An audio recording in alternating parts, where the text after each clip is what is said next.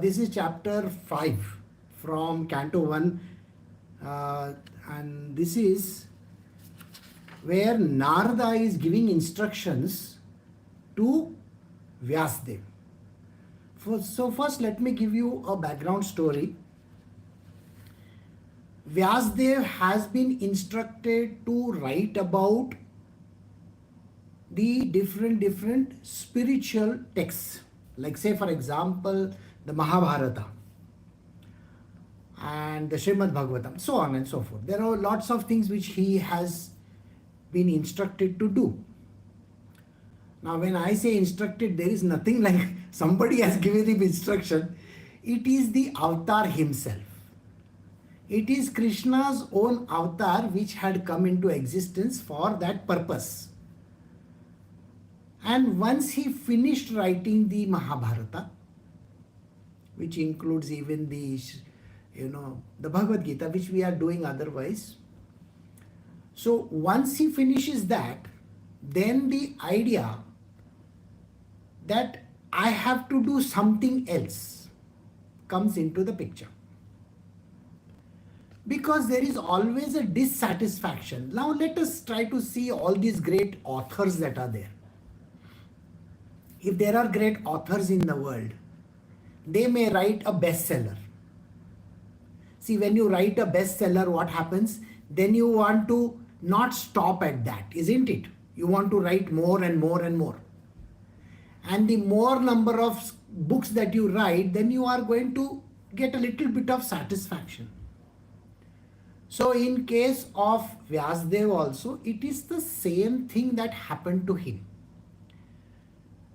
What happened was despondency comes in him. He feels incomplete. He thinks that, oh, I have done only this much. I need to do much more than this. Just writing about the Mahabharata or talking about it to his son and various other things doesn't mean anything. So can I do something more? So what is that something more? He has to think about it. And when he thinks about it, he realizes that he has not done anything on devotional service to Lord. If you recollect in the last chapter, what we had done was, I told you Vyasdev's entry was at a particular point in time when the Mahabharata and all that was happening, correct? So he has written about it.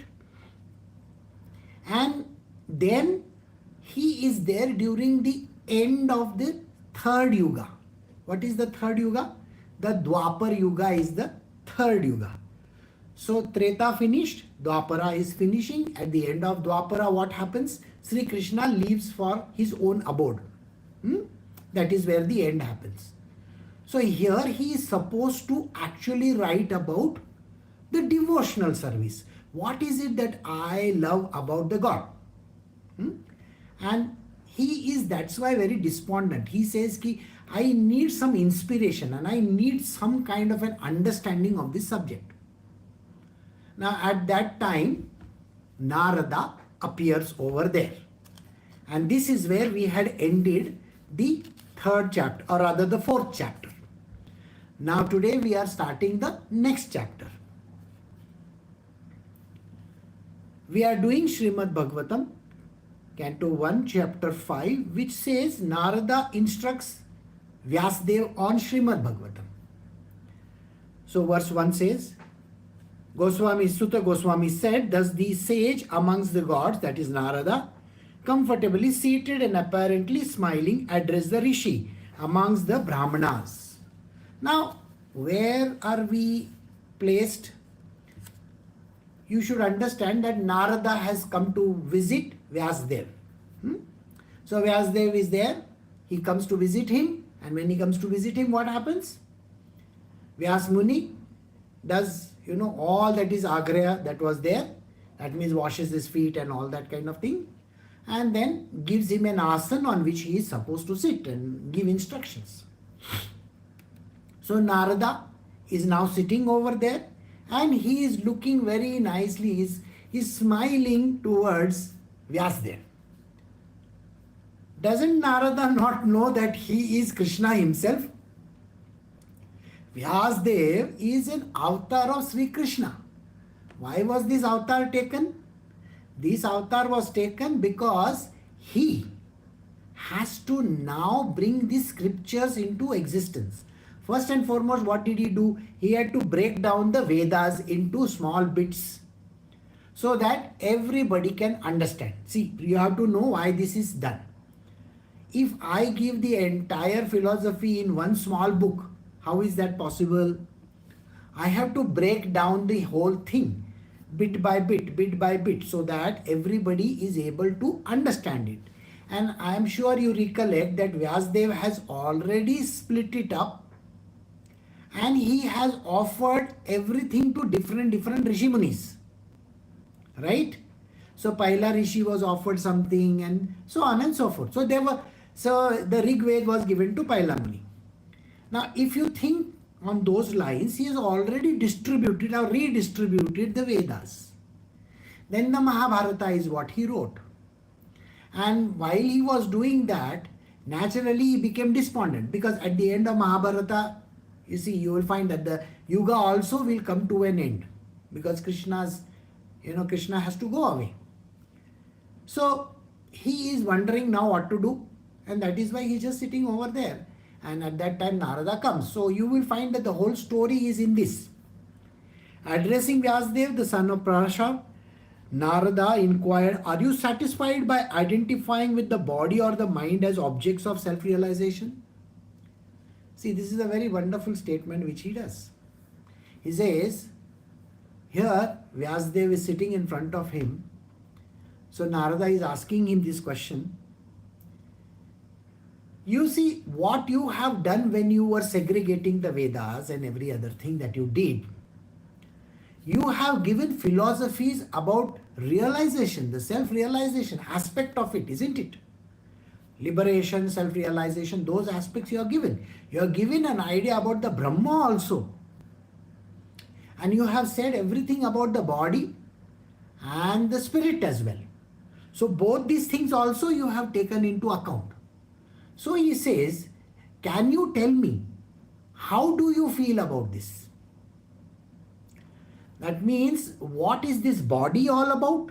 And what is this spirit all about? Spirit soul, that is.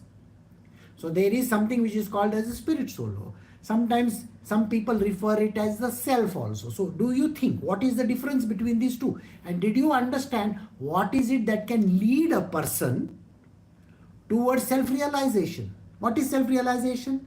Knowing thyself, who you are. You are not this body. You are the divine entity yourself. You are the divinity yourself. This is the idea which he is saying. So, were you able to understand? So, the satisfaction that a person gets by giving this knowledge. Now, let us say I am giving an exposition on self-realization. Okay? After giving you the exposition on self-realization, what satisfaction do you think I will get?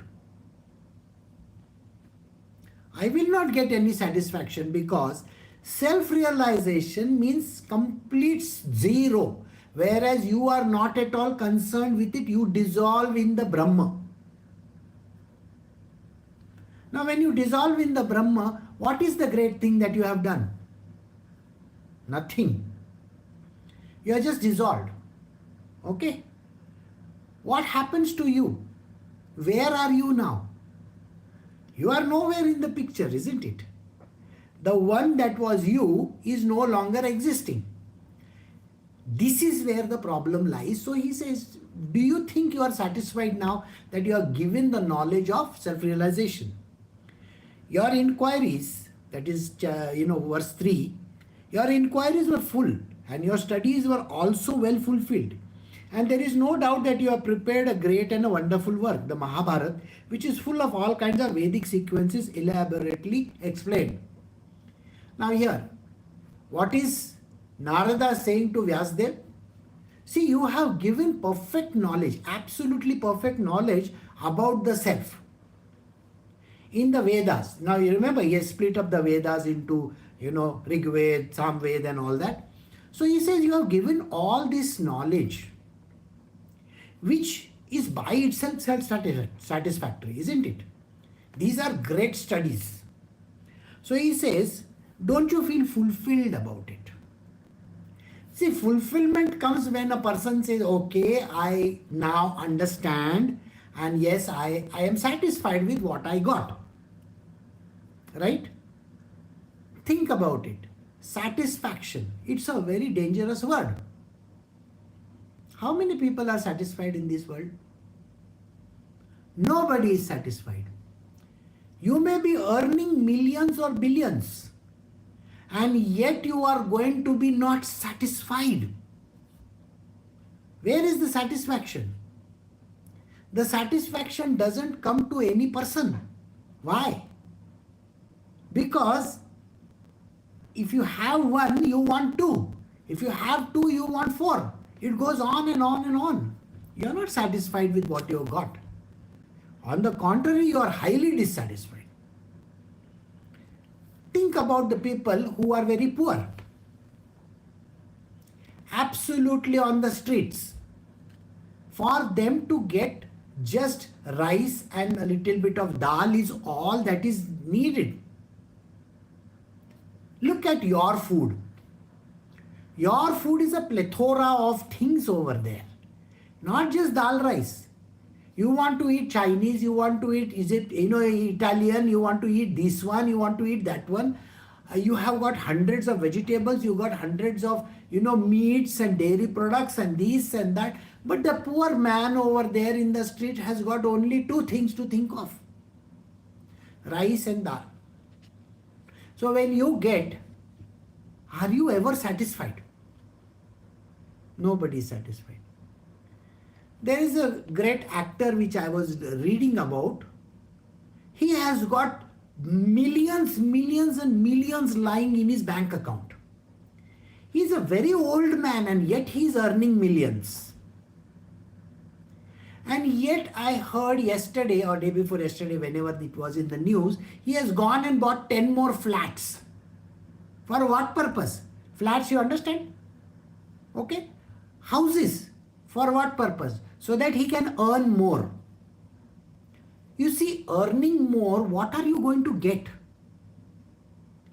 You see, you eat maybe 2 or 3 meals a day. Is it going to change your meals? It means today you are eating dal rice, tomorrow are you going to eat gold or something like that? No.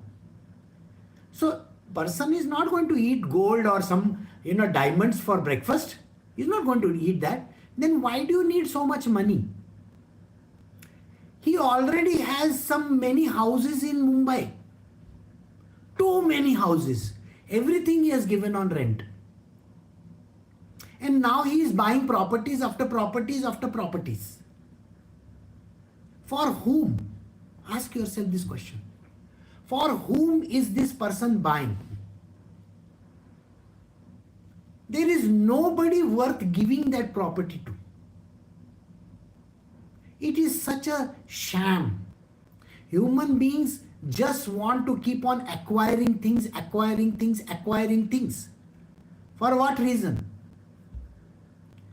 So here, the fulfillment and the satisfaction never comes. Please understand this. Even when there are old people, say those who are above 60 and all, they might have finished working, in some company somewhere. They are working till the end of that particular age. And after that, what are they doing? They are just sitting at home watching television or just going out meeting their friends, and they are getting up late and doing nothing in their life. Absolutely nothing. Suddenly when they were working in some company or something like that, they were working 10 hours, 12 hours, they had to go to work and come back. So 10, 12 hours of their day was utilized. And now suddenly one fine day, nothing is there to do. And now think about the spouse dies. Then what happens? They are left with one very big vacuum. They are unfulfilled. All these people have too much money and too many things, and who stay with relatives like mother, father, brother, sister, husband, wife, this one, that one. Everybody is dissatisfied. Why? They want more and more and more. And more doesn't come anytime. I hope you get the point. This more is not there. There is no full stop anywhere. So what is it that can bring this full stop? Think about it. That is what Vyasdev is going through. He has written so much. Okay, think about it. He was working for some bank or some big institution or IT company, and now his retirement has come. What is he going to do now? He's finished his job, let us say. Then what? This big question mark is going to be in everybody's life. Now what? So this now what is a big question. Now think what is being said. This now what creates dissatisfaction, despondency. I don't know what to do. I don't know where to go.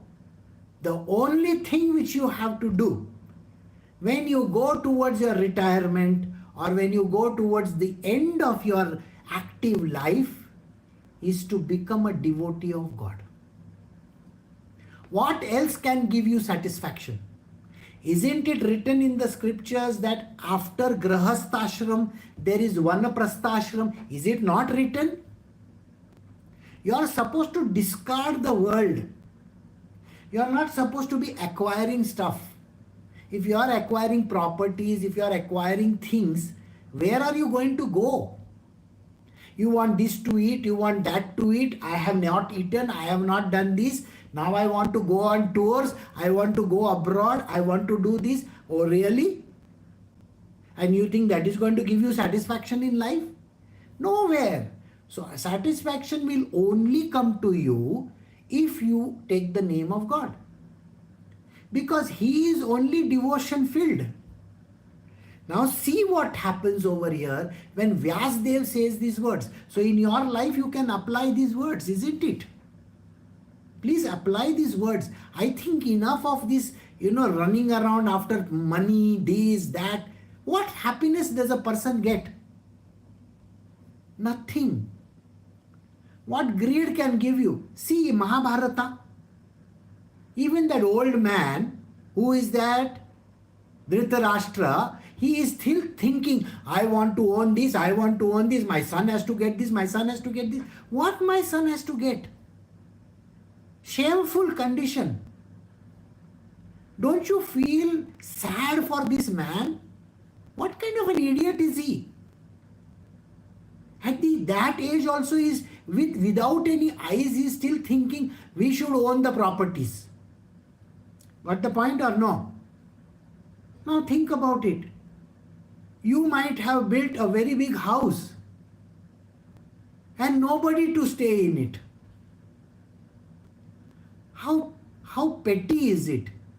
And let us say now you are both husband and wife and you have built a big house, 5,000, 10,000 square feet, big bungalow or maybe one big garden and this and that. And suddenly the one person that you are staying with dies. So what are you going to do with this 5,000, 10,000 square feet house? You don't know what you are going to do. All your relatives are like vultures waiting for you to die. Isn't it true? They're all waiting in the, around you.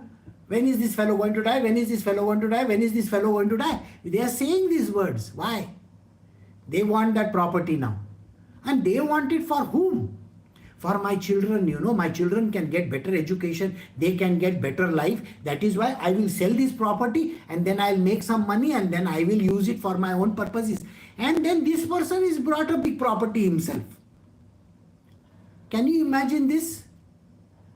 Dissatisfied till the last minute. Man is never satisfied. You give him 5, he wants 10. You give him 10, he wants 20. You give him 20, he wants 100. That is how they are. And they will always give an example, I will reach this mark and then I will do this. I will reach this mark and then I will do this. So if I ask somebody, sir, if you have to leave this world and you have to come, what is it that you want? Oh, I want in my bank account at least, $1 or $2 million. Then I will come. Let us say God gives them $2 million. You know what they will say? Now, oh, inflation is so high, this is so high, that is so high. When I get 10 million, I will come.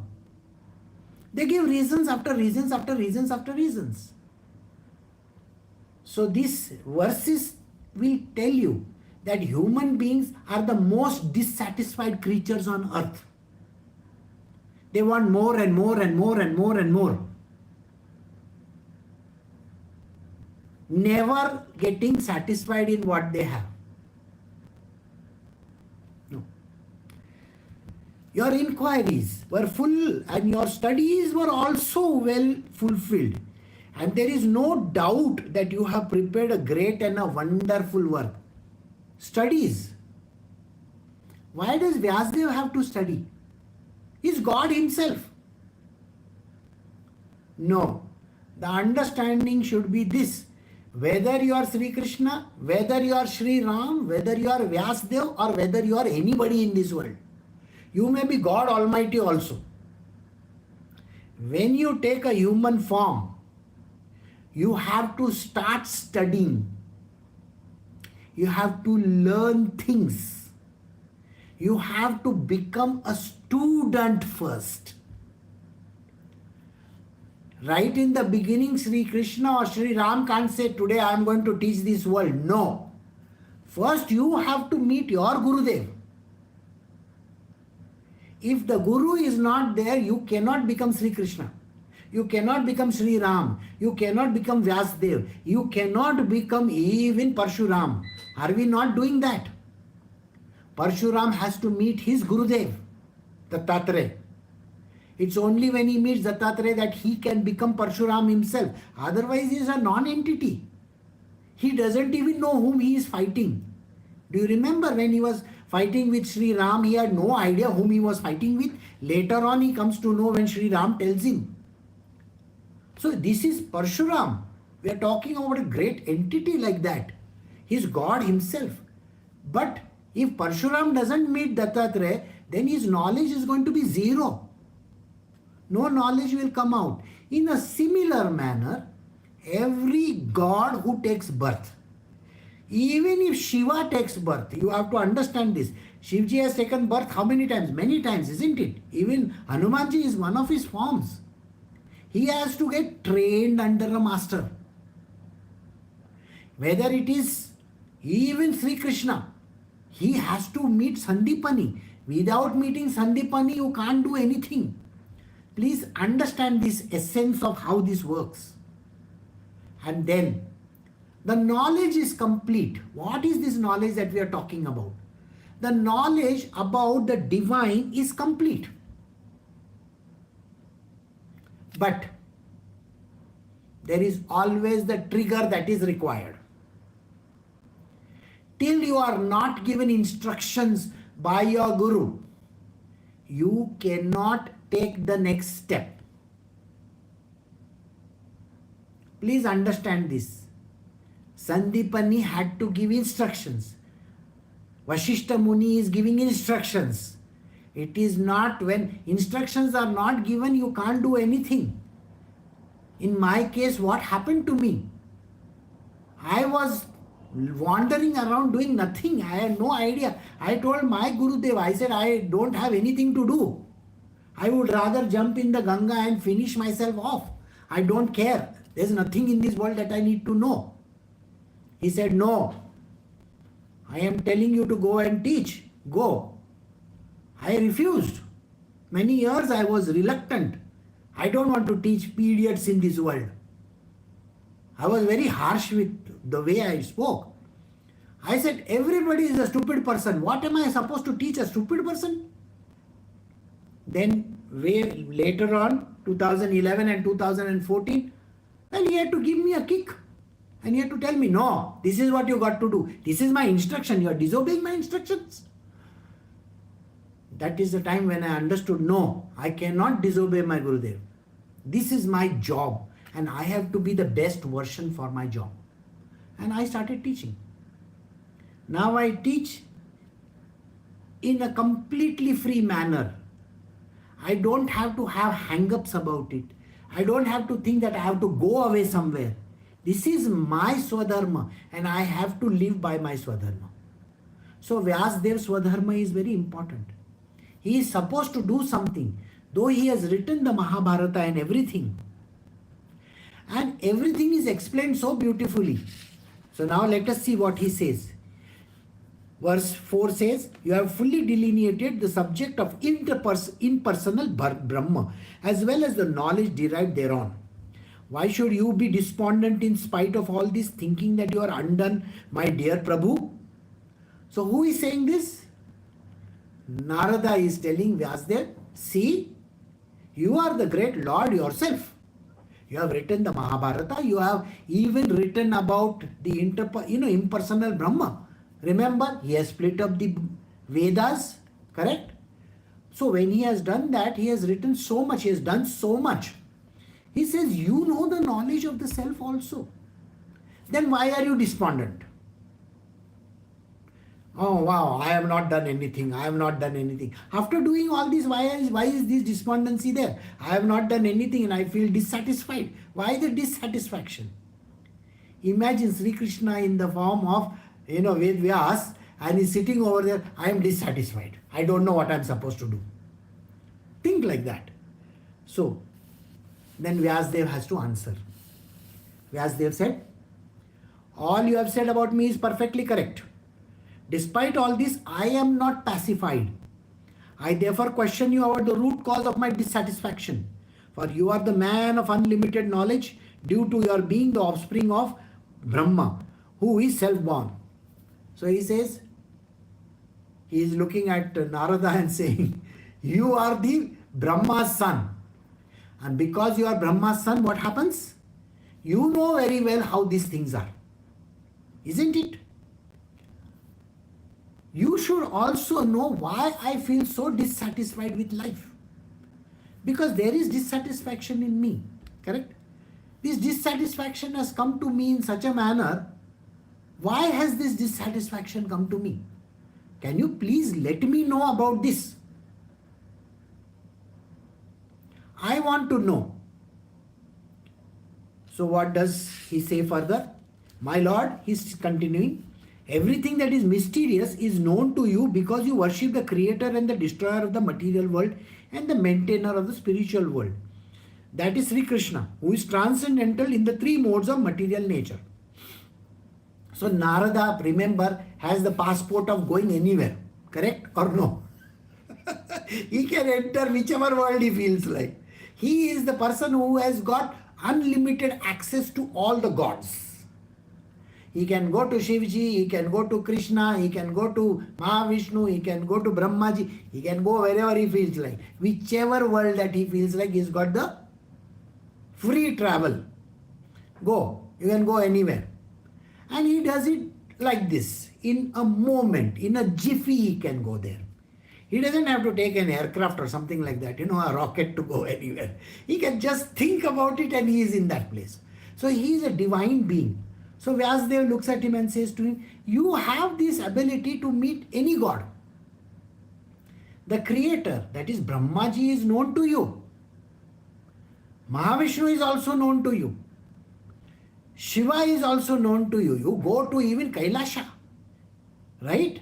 You go to Vaikunta, you can go to Kailasha, you can go to Brahmaloka.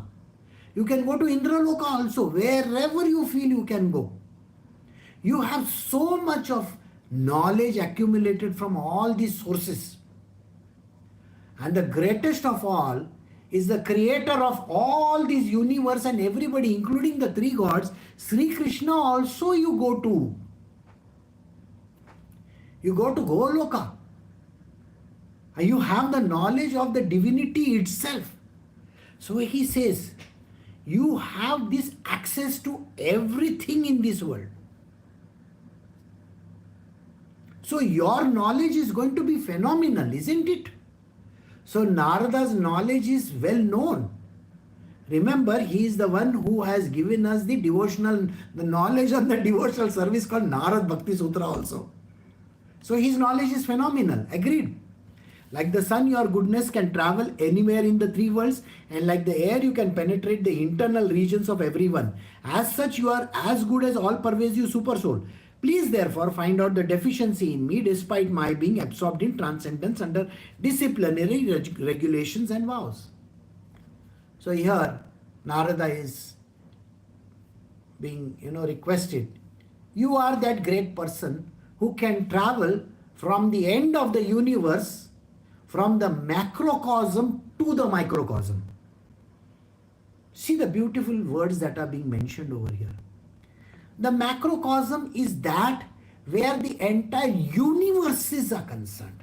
How many universes? Infinite number of universes are there, and you can go to all these infinite number of universes. You can travel freely at will. That is what you do.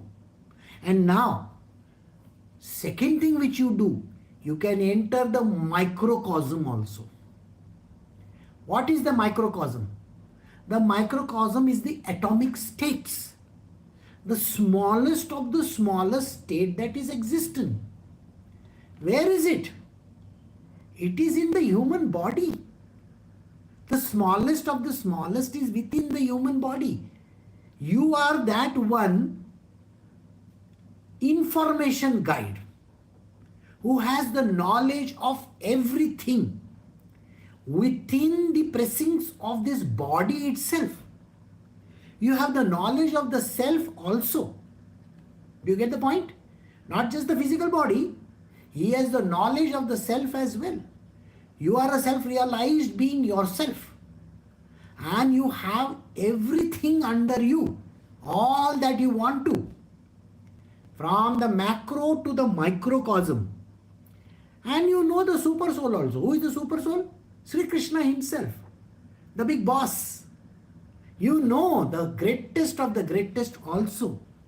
He is the one who creates and destroys. He is the one who has created the creator also. He is the one who has destroyed as well at the end of every yuga. The 4 yugas that are there. And he takes forms. Vyasdev, I am one of those forms, isn't it? So since you know all these things, can you please tell me what is it that is making me like this? Understood? And that is where Narada has to now give an answer to Vyasdev. What is it that is making him dissatisfied, despondent, and feeling that he has to do more, and what is that more? A small thing, more means devotion. Okay, we are going to learn about devotion tomorrow. And this is the reason why we have to know. Vyasdev is the essence of this knowledge, and he has to now give us this understanding about this subject. The scripture which we are doing has come from Vyasdev himself, and that is the reason why we have to know it. So we will stop over here today, and tomorrow we will understand how Narada then tells him the answer. Okay? See you all tomorrow. Recording stopped.